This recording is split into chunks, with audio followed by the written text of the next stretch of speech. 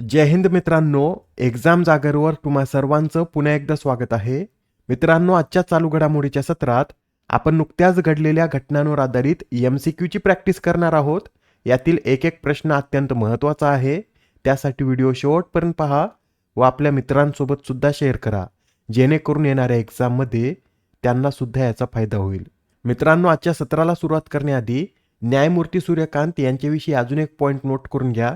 त्यांनी जी शपथ आहे ही कोणत्या भाषेत घेतली, तर त्यांनी सरन्यायाधीश म्हणून पद आणि गोपनीयतेची शपथ ही हिंदी भाषेतून घेतली आहे. आजच्या सत्राला आपण सुरुवात करूया. पहिला प्रश्न पहा. मित्रांनो, आता राम मंदिराचं बांधकाम पूर्ण झाल्यानिमित्त पंतप्रधान मोदी यांच्या हस्ते राम मंदिरावर धर्मध्वजारोहण करण्यात आलं. तर त्या संबंधितच विधानांचा आपल्याला येथे अभ्यास करायचा आहे. पहिलं विधान पहा. पंतप्रधान नरेंद्र मोदी यांच्या हस्ते 25 नोव्हेंबर रोजी हा धर्मध्वज फडकवण्यात आला. विधान बरोबर आहे. हा धर्मध्वज 25 नोव्हेंबर रोजी पंतप्रधान मोदी यांच्याच हस्ते फडकवण्यात आलेला आहे. या ध्वजाची लांबी 22 फूट, रुंदी 11 फूट असून ध्वजदांड्याची उंची ही 42 फूट इतकी आहे.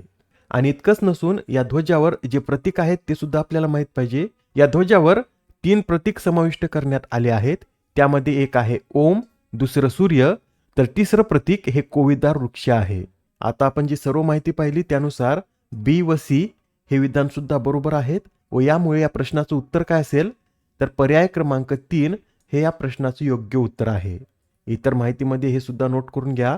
हा धर्मध्वज मंदिराच्या 161 फूट उंच शिखरावर फडविण्यात आला. या ध्वजाचं वैशिष्ट्य म्हणजे हा ध्वज 60 किलोमीटर प्रति तास इतक्या वाऱ्याचा वेग देखील सहन करू शकतो. या ध्वजाची निर्मिती गुजरातमधील एका पॅराशूट उत्पादन कंपनीने केली आहे व या ध्वजाच्या निर्मितीसाठी पॅराशूट ग्रेड फॅब्रिक व प्रीमियम रेशीम धाग्याचा उपयोग करण्यात आला आणि हा ध्वज कोविदार ध्वज या नावाने ओळखला जाईल.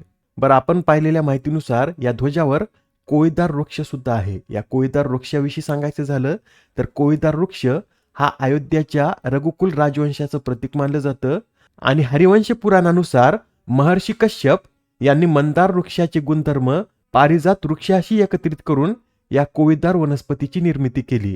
ही जगातील पहिली संकरित वनस्पती देखील मानली जाते. सर्व पॉइंट नोट करून घ्या. अत्यंत महत्त्वाचा प्रश्न आहे. येणाऱ्या एक्झाममध्ये यावर आधारित एखादा प्रश्न आपल्याला पाहण्यास मिळेल. Next question. भारतीय महिला संघाने कोणत्या देशाच्या संघाला हरवून महिला कबड्डी विश्वचषकाचं विजेतेपद पटकावले? तर नुकतेच आता भारतीय महिला कबड्डी संघाने अंतिम सामन्यात चीन या देशाला हरवून या कबड्डी विश्वचषकाचं विजेतेपद पटकावलं आहे. भारतीय संघाचं हे दुसरं विजेतेपद आहे व या विश्वचषकाची सुद्धा ही दुसरीच आवृत्ती होती.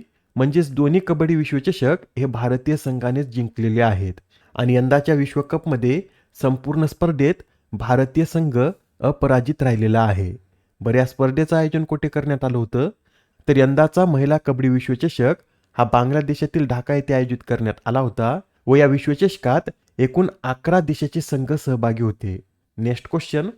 नुकत्याच पार पडलेल्या डेव्हिस चषक 2025चं विजेतेपद कोणी पटकावले?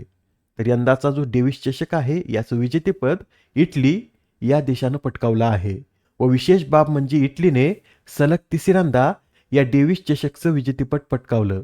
याआधी 1968 ते 1972 या कालावधीत अमेरिकेने सुद्धा सलग 3 विजेतेपद पटकावले होते व त्यानंतर असा करणारा इटली हा दुसराच देश आहे. बरं, इटलीचे डेव्हिस चषकाचे एकूण कितवं विजेतेपद आहे? तर इटलीने हा डेव्हिस चषक 4थ्यांदा जिंकला आहे. याआधी 1976 मध्ये सुद्धा इटलीने या स्पर्धेचं विजेतेपद पटकावलं होतं. डेव्हिस चषक विषयी हे लक्षात ठेवा. हा चषक टेनिस या खेळाशी संबंधित असून यात फक्त पुरुष खेळाडू सहभागी होतात व यंदा या स्पर्धेची ही 113वी आवृत्ती होती. आता हा प्रश्न पहा काय म्हणतो. 2025च्या ऑस्ट्रेलियन ओपन बॅडमिंटन स्पर्धेचं विजेतेपद कोणी पटकावले? तर मित्रांनो, 2025च्या ऑस्ट्रेलियन ओपन बॅडमिंटन स्पर्धेचं विजेतेपद हे आपल्या भारताच्या लक्ष्य सेन यांनी पटकावलं आहे. लक्ष्य सेन यांनी अंतिम सामन्यात कोणाला हरवलं?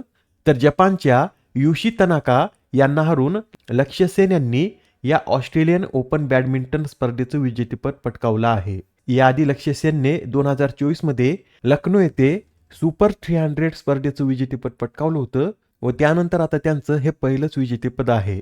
तसंच या हंगामातील सुद्धा त्यांचं हे पहिलं विजेतेपद आहे. बरं, या ऑस्ट्रेलियन ओपन बॅडमिंटन स्पर्धेतील महिला एकेरीचं विजेतेपद कोणी पटकावलं? तर महिला एकेरीचं विजेतेपद दक्षिण कोरियाच्या यन सेयंग यांनी पटकावलेलं आहे.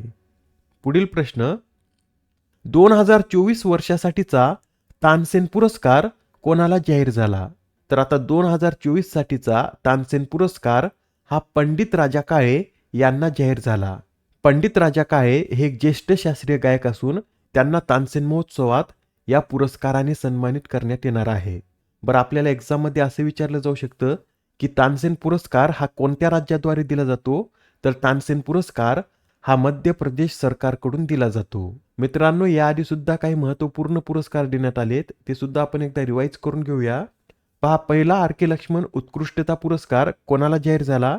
तर आमिर खान यांना पहिला आर के लक्ष्मण उत्कृष्टता पुरस्कार देण्यात आला. जागतिक शांतता आणि सुरक्षा नेतृत्व पुरस्कार श्री श्री रविशंकर. 2025चा मनोहर पर्रिकर युवा शास्त्रज्ञ पुरस्कार Sai Gautam Gopalakrishnan. Patriot of the year Melania Trump.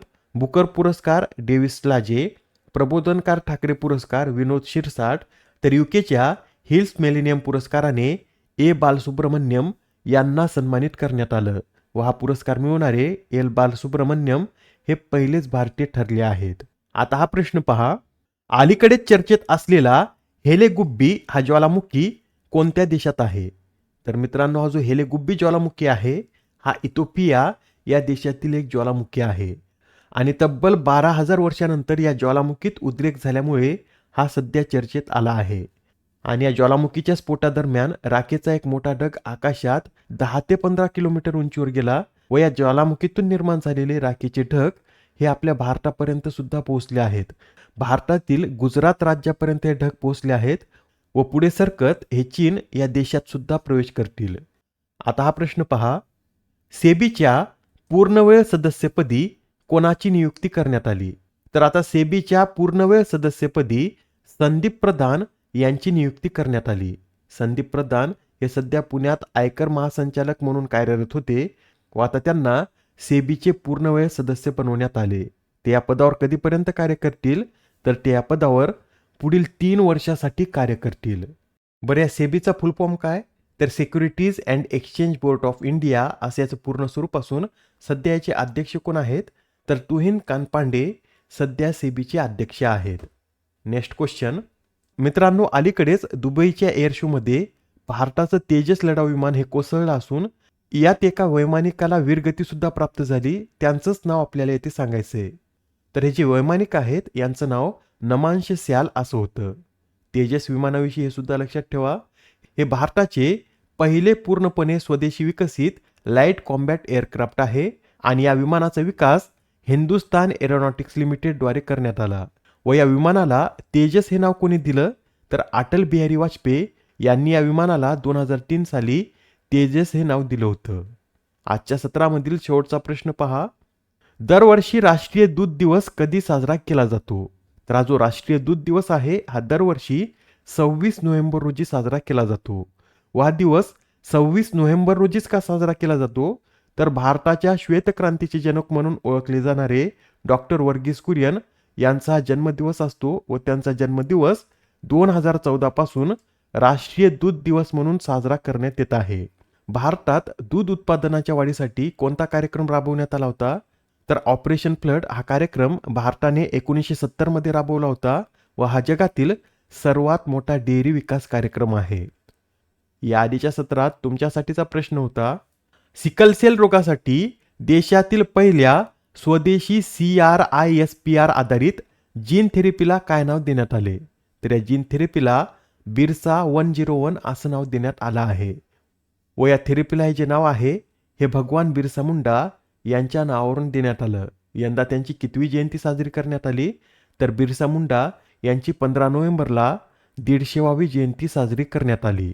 आजच्या सत्रामधील तुमच्यासाठीचा प्रश्न पहा, 5व्या खेलो इंडिया युनिव्हर्सिटी गेम्सचं आयोजन कोणत्या राज्यात करण्यात येत आहे? आता या प्रश्नाचं उत्तर कमेंटमध्ये देण्याचा प्रयत्न करा. उत्तर चुकलं तरी काय हरकत नाही, कारण ज्यावेळेस तुम्हाला या प्रश्नाचं योग्य उत्तर माहीत होतं त्यावेळेस हा प्रश्न तुमच्या दीर्घकाळापर्यंत लक्षात राहतो. तर आता पुढच्या सत्रात पुन्हा भेटूया. धन्यवाद.